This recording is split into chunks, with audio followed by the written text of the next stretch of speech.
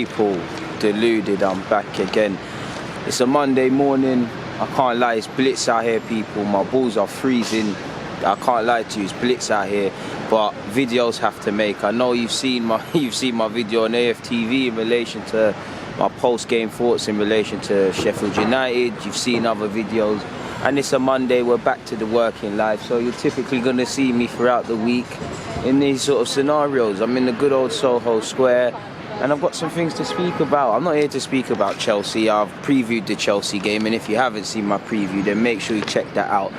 First and foremost, I wanted to speak about Haaland. Now, he has no relevance to Arsenal at all. He has no relevance, and obviously, you lot know me. I have scouting ambitions. I love to scout and look at players and assess their development. Hey, yo, that pigeon's moving mad. Just for my own development, per se, people. And Haaland's an interesting one because we can all see he's a quality young player. He's an elite player. He's going along with Mbappe and probably João Felix to a degree. Sorry, people, man, I can't sit down and be professional. They got to fuck off, man. Apologies. Along with Mbappe, Haaland and João Felix, along with Haaland and them and there, that's the elite bracket of young players. The ones that look like they're going to take over the mantelpiece, if anyone can, off Ronaldo and Messi, or just in terms of being the elite number 9. Everybody can see that. It's very scary how good he is, and he's still a teenager. I watched him come off the bench for Borussia Dortmund in their 5-3 victory, and he scored a hat-trick in the second half. I think there's been a break in his football due to the festive period, so he's not 100% fit by his own standards. And he's crazy, man. I mean, he's a good goal scorer. For his height and his size, he's got that, but he's got the technical ability to match. Like his height and his speed and whatnot is just an advantage. He's not the quickest, but you get what I mean. When he gets into that stride, he's very difficult to stop. But he doesn't rely on them things. He's a cold, cerebral killer in front of goal, and you just get that air that he was born to be a professional footballer, people. Like, he was born to do this, and he does it quite well. Now, when I first came across him, and the footage was morely actually got Ole Gunnar Solskjaer. You heard about this young teenager in his homeland and things. I'm not going to sit here and say I was saying Arsenal should go and buy him, because I wasn't. When I was really exposed to him, like really got to see him under the microscope, was the Under-20s World Cup. And he gave a good account of himself. He bullied, what was it? Was it Tahiti or New Zealand? Forgive me if I'm wrong. One of them teams, they won like 9-0 and he scored enough goals. He's shown he can score goals, but and I thought he was one to watch. He was definitely a player Arsenal should have looked at. Or if I was a scout there, I would have said he's one to look at. But would I have, and I'm sure many professional scouts in the game now as well, would I have begged my club to pull the trigger and get this guy? He would have been on a list to bring in, but I wouldn't have been.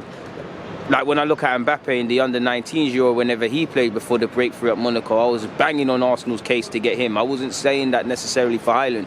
He was a good player, I would have loved to have got him in, but it wasn't the end of the world sort of thing. So my lack of movement in relation to him might have been, if I was a scout, might have been us losing out on a player, because many people, for whatever reason, because he's from Norway, because of the standard of the league, they want to see how he adjusts. They didn't opt to go for him, and you saw him go to Salzburg or wherever, develop, and now he's gone for around 20 million to Borussia Dortmund. Obviously that was a bit of a different one, but you see how that could have been 100 million for Arsenal to get it, in the basis of they got him for 20, he'll go for 100 or so million when Borussia Dortmund do sell him in 2-3 years time. It'll be around them fees, anything 70 to 100 mil. So it's always a learning curve really for me personally, people, because I wouldn't have necessarily have broke the bank to pull the trigger, or would have acted, I guess, with some urgency in relation to that. So it's a lesson learned. Reiss Nelson wasn't involved in the matchday squad in any capacity against Sheffield United, and Arteta himself said it's not looking too good for our young winger. He's now out. Obviously we know he's got a hamstring problem.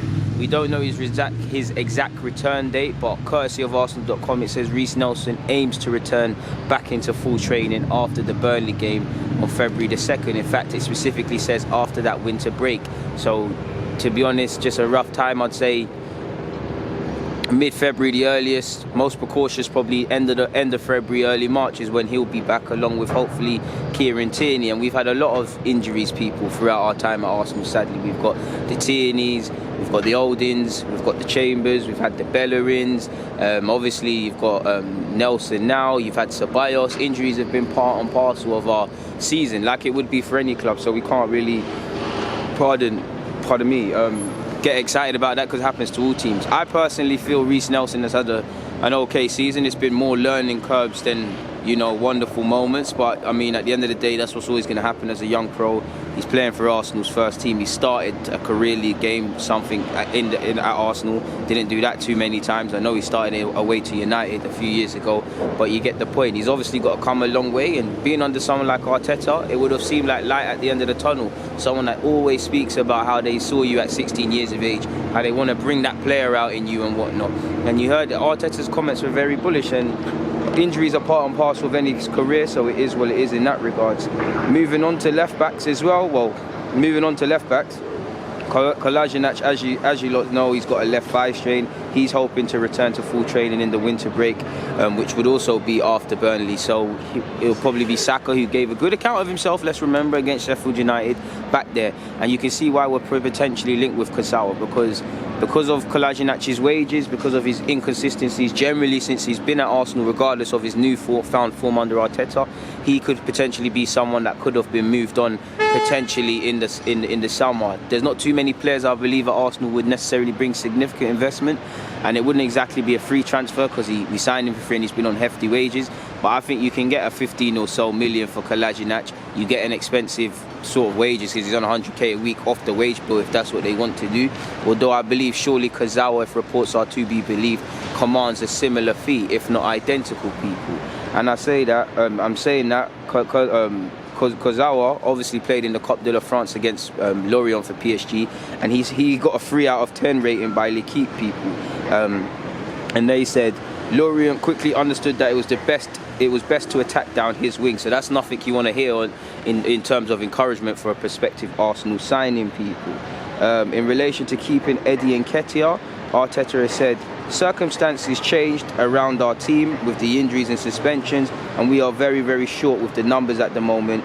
He is a player with a lot of quality and he can help us, and very much so. With Aubameyang suspension, with Lacazette's miss of form, with impending injuries, we need a body there. For us, it's good to have a striker there. Minutes are currency, and Eddie Nketiah hasn't been exposed to too much senior football this year. I'm hoping he plays a part, but when your opportunity comes, hopefully he can take it. And in terms of immediately on the bench, there's not too many different players that can give us a bit of different flavour according to the situations off the bench, to be very frank with you guys, people, as you guys already know. So Eddie Nketiah, a young 20-year-old, being a poacher, that could do something for us, people. In relation to Aubameyang, I was having this conversation with a friend, and this is actually for another video, and it's an interesting debate because there's about 3 sides to look at the Aubameyang-Lacazette deals. You either neither want to commit to a new deal, at least that's what we believe, so you sell both and you reinvest the money or whatever. Because one's contract is running out a year earlier, there could be a case to say you sell Aubameyang, you get some money and you roll with Lacazette. Question marks over Lacazette's lack of 20 league goals and the ability to carry Arsenal to the standard that Aubameyang could, despite Lacazette's other qualities. But I'm also starting to believe, and again, it's a pickle because we should have made this decision a very long time ago as a club, but I'm starting to believe if the club is serious, and I mean serious, people, that you're going to go out and get not necessarily big name, but serious, consistent and competent individuals in defence, in midfield, and regardless of the current form we've been in, but if the club is going to give Arteta proper tools for next season, like we're going to get a centre-half or 2, excluding Saliba, a centre-mid and any other areas, and it's a thing where there's a proper core base of competent and consistent and just damn right good enough players for Arteta to implement what he's been trying to. If we're on that, and again it's a big if that's what we're on, then for me, people, there's a case to be said to allow Aubameyang to run down his deal. Of course, you're probably losing. Again, I don't think we'd get 70, 80 for Aubameyang because logically we've got no strength in terms of negotiations, people. You've got your top goal scorer who the club needs him to a degree more than he needs us. His year's running out. Again, he could leave for free, in which people might not want him a year again because of his age. And Arsenal might be tempted to sell this summer, so we can't really command a decent fee. We'll probably break even on what we initially got for the lad, people.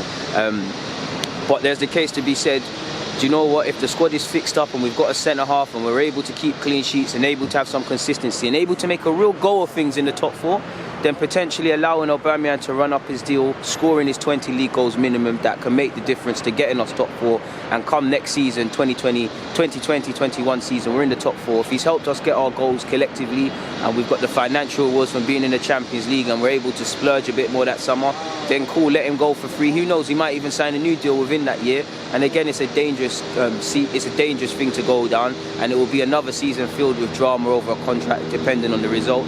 But if he could stay for a year, help us get top 4, and then move somewhere elsewhere, it could be something up our street. Because again, if Aubameyang keeps scoring goals to this standard a year from now, I do think people will be interested in him, but he'll be a year older. It would make a year less sense for teams, even if they did want to get him, the high reputable clubs, to make a bid for him. So I'm starting to believe people, potentially there is a case to be said. You sell Lacazette, you roll with Aubameyang for a year, you identify a young striker, if we're not going to do it here, to come into the side. That's the third sort of possibility I'm thinking of, people, admittedly. But for now, I'm not going to bore you lot with any more of this, so I'm going to get out of here. On that note, as usual, people, forgive me for any background noise and anything that's distracted from what I've said. It's been appreciated, you lot listening, and I love speaking to you guys, and I'll see you soon. But for now, DG.